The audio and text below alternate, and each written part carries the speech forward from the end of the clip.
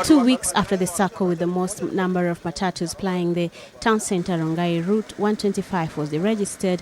The vehicles were this afternoon getting ready to resume operations on the strength of a determination of the appeal filed at the Transport Licensing Tribunal.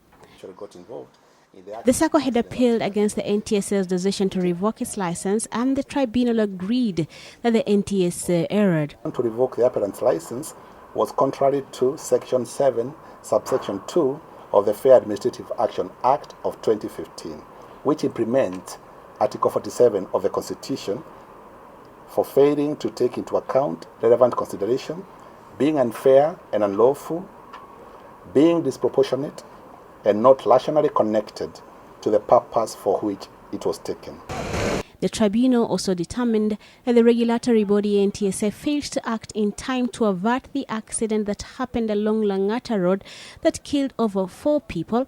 It is that same accident that brought about the revocation of the Langata line license and the subsequent appeal. There was an omission on the part of the respondent authority, NTSA, for failing to detain or impound the non-compliant vehicles when the same had been reported to it by the appellant.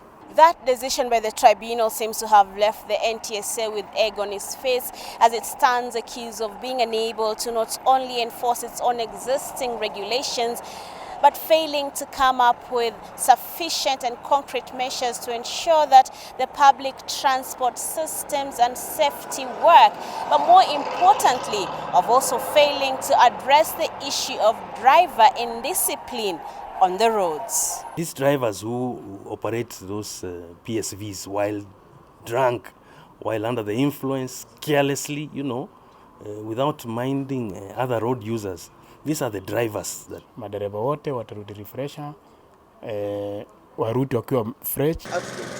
Throughout the proceedings, the Langata Line Circle and the NTSA had been shifting blame amongst themselves as to who actually bears the duty to enforce safety and order. The tribunal's decision places a responsibility squarely on the NTSA. It is the authority that has a mandate to advise and make recommendations to the helpful.